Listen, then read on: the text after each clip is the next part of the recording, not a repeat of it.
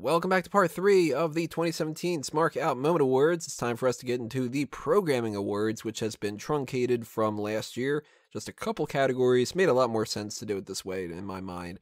So we're going to do InRing Shows, talk and recap shows, so on and so forth like that. Starting off with the InRing Shows, 205 Live, Main Event, NXT, Raw, and SmackDown. Those are the only InRing shows that we've gotten this year. Next time around, we're going to get the mixed match challenge as well to go along with that. Possibly some other ones too with the UK title and stuff. But the best and the worst in-ring shows. I'm going to go with the worst being Main Event. Because who the fuck ever watches Main Event? And if you look at the list of what happens every week, you can understand why. It's pretty much always Apollo Crews beats Kurt Hawkins. And that's it. Has anybody got anything other than Main Event for that? Yeah. No. I have 205 Live. Really? Same here. See, Main Event, no one watches it, but nobody's supposed to watch it. Mm-hmm. They really want us to watch 205 Live, and nobody's watching it. Yeah, that's kind of my argument. Also, I'm not convinced Main Event exists anymore. So It's on like Hulu or something now, I think. I don't know what the deal is. I don't even know where it is, but does anybody? Well, and that could be a big reason why nobody watches it. I know when 205 Live is, I just don't watch it. Yeah. They're both inconsequential, basically. Now, as far as best goes, though, this could differ. And I don't think that there's a standout. I randomly gave it to SmackDown, but I mean, I don't think that anything's really different between them all. No, Yeah, I've given it. I agree. I think Raw and SmackDown are pretty much on par. I haven't been keeping up with NXT lately, but I'd say Raw and SmackDown are about tied, in my opinion. I agree. Raw and SmackDown are pretty tied, but I also think that they're both pretty subpar, and that's why I've definitely given it to NXT. It's 1 hour. It's by its size. The feuds have been far better, far more organic. The matches have been excellent consistently, especially in the last couple of months as well. It's not just on the takeover to takeover shows, but on the actual television show as well. They've had some really good long matches that have been really interesting. So NXT's clear winner here for me. Anybody got anything? Go for it. Yeah, I just put Raw in there. I honestly don't watch any of these other shows with any type of consistency. None of them motivate me to. And not that Raw particularly does either, but at least like I'm really keeping up with Raw. And maybe it's out of habit just because I've been watching this goddamn show for over 20 years. But like, I don't know. SmackDown just doesn't interest me as much. I watched this last pay-per-view and I was just like, my God, this is our card? Mm-hmm. Zack Ryder versus Mojo Rawley? Yeah. This is a pay-per-view match? SmackDown started at the beginning of this new brand split as pretty much on par, and they very quickly this year became the B show again. Mm-hmm. Just kind of depressing. So Raw wins by default more than anything else. Isn't that the sad state of affairs where it's like all of their primary shows are just sort of like, meh. That's what it is, though. And maybe they'll change things around. Or maybe next year we'll be talking about how great UFL is. You know? You never know. I don't know if I'm going to constitute that as a show. I highly doubt it. It's not in the rings. Yeah, you know. Maybe it is. Who knows? Yeah, at this point, it's going to be like something really crazy. Could be. We have the talk and the recap shows. I'm not going to list them all. You can check on the website and stuff. But this is all like interview type based things and stuff like that. And we have so many of them, and they all bleed together, and they're all like blah. A lot of them. Some of them are like I've never even seen WWE Sunday Dhamal because that's from people in India. I don't even know what the one thing is. The Wal 3Uha. Like that's just I'm an ignorant American. I don't know what the fuck that means. Yeah. But I gotta say my best is Bring It to the Table. And of course they canceled it, and it's not gonna come back anymore. I would have gone with Talking Smack, because originally Talking Smack was so fun, but then they just fucked it over and it became the same as Raw Talk, and it's just, it's the opposite of a pre-show now. It's just, hey, let's have the champion that won tonight say, oh, it's a tough fight. I don't fucking care. Bring It to the Table was fun. You got people talking about shoot stuff. You got, like I mentioned before, JBL getting called out on how many times he had to say structure, and him just kind of being like, look, like, they fucking tell us we got to say these words and stuff. Like, that was cool. I liked that. Now they get rid of that and they bring in, like, straight to the source where Corey Graves is just sort of like, so tell me about yourself. Oh, ha ha ha ha, yeah, yeah. Not a fan. That's pretty terrible. My favorite is Table for Three. I like watching those. I'd say of the talk recap shows, that's my favorite.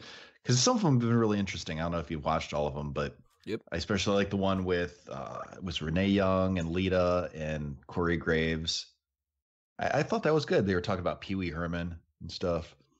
The one with the Shield reuniting was pretty fun. So I'd say that's an interesting one.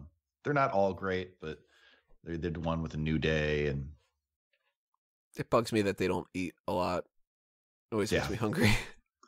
Very few of them are bad. Nation of Domination one, that was good. Yeah, with the Rock picture. Yeah, that was kind of funny. Paden, what do you got? I also put Table for Three for that. Very, very few of them have been displeasing for me. I've enjoyed almost every combination they brought in there. Even some of the ones I didn't think would work out so much, like the three women they brought together that was very random. Wasn't terrible. I think that's a nice formula for a show that they should keep taking advantage of. What the fuck happened to the Stone Cold podcast? Yeah, that didn't happen this year. What the hell? Dean Ambrose just murdered it, I guess. He did. He really tanked that. I mean, he still does the podcast. He just doesn't do it on the network. Right. No, but I enjoyed the network ones because that's where he got the best guests. And it was kind of nice to have the visual for it. Mm-hmm. I agree. Yeah, he still had plenty of people he could have interviewed, too. I remember they advertised he was going to do The Undertaker. Never got that. Yep. Yeah, we got, Triple H and, Paige instead of Hulk Hogan. The Hulk Hogan one would have been kind of fun. Of course, that was different circumstances, but Daniel Bryan would have been a good one, I think. I don't remember him doing that. No, instead we get Superstar Inc. And, Afterburn and shit. What do you got, Callum? My best one was Talking Smack. It was just because I used to watch all of the ones. It felt like it still felt part of the program. Obviously, there was still a lot of storyline development, but it felt like the people were more real. It was like they were almost talking off the cuff a little bit more than these heavily scripted, terrible promos. It was them being themselves and trying to get their own characters over, which I thought was very good, and I was really upset when it got cancelled. As far as worst goes, can we all agree it's all the things like Bottom Line and Experience and stuff where it's just recaps? Oh yeah, because we get enough recaps during the show. Yeah, is anybody going to go for? Those are for people who just need something on the background, and I think they're benign. Yeah. I agree that they're worthless, but they're benign. There's a show that offends me, and you're not going to like this answer, Tony, but I think the worst show they've ever done was that Bring It to the Table. And I completely agree with that as well. I thought it was so forced trying to appeal to the Smarky audience, and it was so lame, and I couldn't stand it. And I think Peter Rosenberg's a chode. I don't think he deserves a chop there. I don't like that guy. He was terrible, yeah. JBL was at the tail end of his career, which was the worst part of it. It was just an awful show. It felt so fake. It was like people say, "Oh, we're saying such insider terms, and we're being a bit edgy here," even though it was just all stuff WWE wanted them to say. It wasn't actually revealing anything about the business or what things were going on backstage. It was all scripts. You could tell it was all scripted. It was all just put together to make people think, "Oh, we're actually learning the real stuff about WWE," when actually they weren't learning anything that they didn't already think they knew. How about I pitch this to combine our efforts? We change it up just a little bit. Bring it to the table for 3. They talk about stuff, but they eat. Can they bring the meat on the table for 3? I am the table. Well, Devon has to bring the table out. Okay, so, well, fair enough. Opinions are opinions. I could be wrong. Then we get into this weird category here with just everything else. All other shows. They are so miscellaneous, there's no way to group them. you got stuff like Holy Foley, and you got Southpaw Regional Wrestling, and you've got Zack Ryder doing the WWE Unboxed, and Story Time, and Up, Up, Down, Down. They introduced Superstar Impersonation Battle this year, like, just the most random things. Fury is something that, like, maybe you're into Music Power 10, but Music Power 10 is my worst. I freaking hate it. I don't know like 2/3 of these, dude. Right? Yeah. They are not necessarily good enough that you should know. Music Power 10 is a list of people's entrances with no qualifications of what the list is about. So it's just 10 entrances in a row. Okay. Do they play the whole song, or is it like little snippets of it? They don't necessarily play the whole thing. Wait, is it like literally their entrance, or Yeah. are they playing like? Oh, really? It's literally, I watched like the WrestleMania entrances, and they just show you like, here is Sasha's entrance, but they cut it off a little bit and they start it like not necessarily the very beginning of it. So it's more so this thing that like they could have made it something interesting. Like, you go with the name Music Power 10, you could make a top 10 list of like theme songs and have like Jim Johnston, well, not anymore. He could have been like explaining like why they did this type of theme or something. Like, it could have been like, our top 10 favorite like rock themes from WWE's past. And then it could have been like, yeah, I got this real good riff that I was going with, and I thought that it would fit with Stone Cold, or like. Didn't they have a show like that? They did one episode, and I forget what it was, Yeah. but it was like the very first year that the network was on, and then they remember didn't do watching any that and follow-ups. loving it. That's what I thought Music Power 10 would be, and instead I was just like, why are we just watching the WrestleMania entrances? And then it would go like, next up on our list is Bailey. And then it would show, there ain't no stopping us now. And I'm like, this is just the entrance. And then it would go, next up on our list is, and I'm like, what's the list? Who fucking picked the list? Like, there wasn't a poll online of like your favorite 10 WrestleMania entrances. It is the stupidest thing. I'd rather watch Fury, where at least then it's like, look at these moves a bunch of times in a row. Music Power 10 is the worst. And I hate some of these. I hate Total Bellas and Total Divas. But that's got something for some audience out there. It just isn't for me. I don't know who the fuck likes Music Power 10. So that one sucks. I don't know if anybody else has any other worst to throw out as far as those that they dislike, but have at it if you do. You sound like you have a much more educated opinion on Yeah. this. I just went with Total Bellas because out of all the shows I know, I think that's the one that's by far the worst. Like, even Total Divas, I think, has an audience where it's got this women empowerment thing. Total Bellas is just pure dreck. It's just pure manufactured garbage for reality TV. I think Total Divas has pretty much reached that point by now too. I'm not completely Probably up to speed on it, but yeah, I stopped watching a long ass time ago. I've tried watching all these shows. That's the thing. I'll give every new WWE show a shot, but I mean, Kane's got more shots than these do. Out of the ones that I actually saw, so I did judge based on those ones. The worst for me was Holy Foley. That's pretty bad too. I watched 2 episodes of that and I couldn't take any more. Like, the fall of Mick Foley from like the hardcore legend to where he was for the last 2 years or so has been kind of like hard to watch, really. And I don't find Noelle any. I mean, she's obviously very good looking, but other than that, she's doesn't seem very charismatic or interesting as a personality. The rest of the family isn't either. No. And I was Yeah, disappointed because I thought that one had potential. When I heard about it originally, I was interested, and then I watched a little bit, and not so good. As far as best ones go, I really liked that 365 special for Kevin Owens. Yeah, that was great.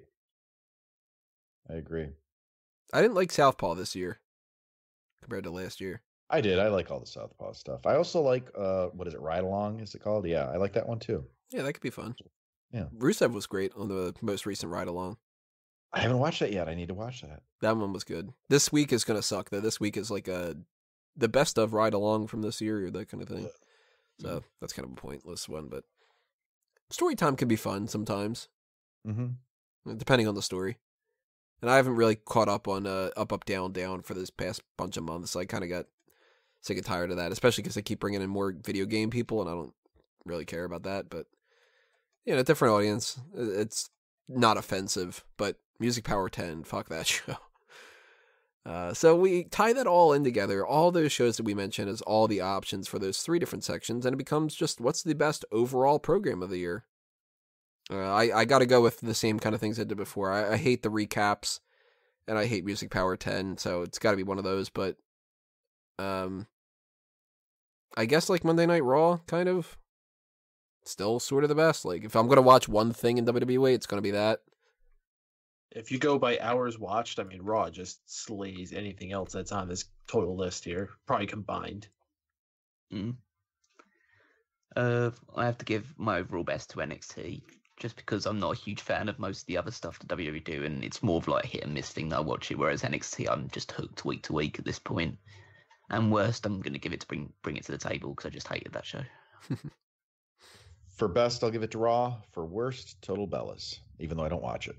Yeah, I didn't say worst. My worst would be Total Bellas as well. There's some shit shows out there. More like Total Bellums, am I right, fellas? So, capping us off for the Programming Awards, we've got the pay-per-view or special event, if it wasn't necessarily a pay-per-view, which they kind of aren't anymore. Like, they still call it a pay-per-view, but who is making the stupid decision to buy the pay-per-view instead of just buying the network? Which, by the way, did you guys see that weird-ass deal that they had going on where it was like, you can buy just the pay-per-view for $20-something a month? Like, that's real fucking smart. I'll spend twice as much money to get just the pay-per-view than to get the rest of it. Remember when they actually used to advertise it that way? It's like, hey, are you still buying it on pay-per-view, you dummy? Yeah. Well, now it's just become like, they don't even need to advertise it like that. Then it's just sort of like, wait a minute. We have to tell you that that's dumb? Like, But we have plenty of things to pick from here. All the way, the very first one that we have as an option was the United Kingdom Championship Tournament Special. The very most recent one, Tribute to the Troops. So it's everything between those two. Random UK Championship Special. We got takeover events, Great Balls of Fire, all things here and there. Mae Young Classic Tournament. And my best, I went with Survivor Series. I thought that this was one of the best booked shows that they've done this entire year. Just up and down. They kind of like, at the last minute, woke up and realized how shit that show was going to be and just fixed it. Yeah, I have the same thing for my best, and for the same reason, because like 2 or 3 weeks before, it looked like a shit card, and then they turned it around, and it was a great show. That was a lot of fun. So I have that down for my best as well. What do you guys got for best? At one point, it was going to be Survivor Series for me, but the ending of the main event just completely soured me on that entire event. It just completely ruined it for me. I only have one WWE pay-per-view, like main card pay-per-view, on my list of best ones, which was Great Balls of Fire. Because I thought that was, in terms of like just overall shows, I thought that was the best booked. But my best pay-per-view event is NXT TakeOver War Games. Thought that was an absolutely terrific show. Has the Double Team Dream versus Aleister Black match. Great. The War Games match itself. I thought Drew McIntyre versus Andrade Almas was very good. The crowning of a new NXT Women's Champion. It was all just like a really good show. That stellar Lars Sullivan match. I really enjoyed that. So don't take away from that. And Paden, what do you got for best? I guess I'm the only one who's going to go with this. I'm going with WrestleMania this year. WrestleMania, I think, was one of the better ones in the last number of years that we've had some pretty good WrestleManias. The set was gorgeous. There's a lot of great moments during it. And I just don't think you're going to top that throughout the year. I think it's very tough for anything to compare to WrestleMania. You have to really bomb at WrestleMania for it to not be the best show of the year. I had another one. I had WrestleMania down as potential. I had Great Balls of Fire. I had No Mercy down as another one that I liked quite a bit. Takeover stuff has been fun too. I'd also put like both the UK tournament and the Mae Young Classic in my top ones as well. I just think they were both really well done in general. I was disappointed in those. I didn't like them all that much. But, personal choice. Worst, though, I don't know if I can pick between these 4. I went through, I looked at my notes from when I had done the pay-per-view coverage, and Extreme Rules, Money in the Bank, Battleground, and SummerSlam. Yeah. They've got 2 of the 4 that I had listed down. Instead of Extreme Rules and Money in the Bank, I have Fastlane and Backlash. Yeah, I have Fastlane solely. I was shocked that's not on your list at all because I thought Fastlane was atrocious. It was really bad. I didn't like Fastlane, but I had given up at that point, sort of. So I went into it just being like, this is going to be shit, and it was shit. And some of the other ones, like SummerSlam, I thought that there was at least a little bit more potential to it. And I remember them, like, it was like Natalya beat Naomi, and like that whole pre-show garbage, and the Rusev 10-second match. Oh god, the Rusev thing. Yeah, that's. I mean, if I give a slight edge to anything, it might be that. But I don't remember like in pretty much anything from Extreme Rules or from Money in the Bank or Battleground or. And I almost went to Battleground, and I remember afterward going like, "Thank God I didn't spend $200 on a ticket for that." Yeah, the 2 that I had chosen for my worst were among the ones you said. Extreme Rules, that was just awful. That had the Alexa Bailey, Bliss versus Bailey, the kendo stick on a pole one. Yeah, and then Battleground was also pretty bad. It had the flag match, that wonderful flag match. Remember that one? Yeah, not a good show. Oh, Punjabi Prison was also on there on Battleground. So if I was to stand out one as the worst overall, then I'd say Battleground, just because the Punjabi Prison match, it had Shinsuke Nakamura versus Baron Corbin on it, which was a very bad match. yeah. Wasn't there a flag match on that show? Yeah, You just said that. yeah. Oh yeah, fucking hell. Rusev, John Cena, had AJ Styles and Kevin Owens, which had that really awkward finish. Yup. Yeah. Where it was like you couldn't tell if it was a botched finish or if they botched a finish. Yeah, it was another one of those multi-women matches as well, that elimination match to crown a number 1 contender. Like, the only good match on the show was the New Day versus the Usos. Mm-hmm. And the rest of it was just an absolute train wreck. Yeah, so fuck the shows, man. Some of those pay-per-views. Mm. Ugh, God. Yeah. But at least Survivor Series had a good slogan going into it, right? All right, guys, that does us in for the programming side of things. Next thing we're going to move on to is On-Air Personality Awards. This is for the non-wrestler side of things, and then we're going to get into the wrestlers, and then kind of cap things off after that. So, part 4 coming up next. Stay tuned.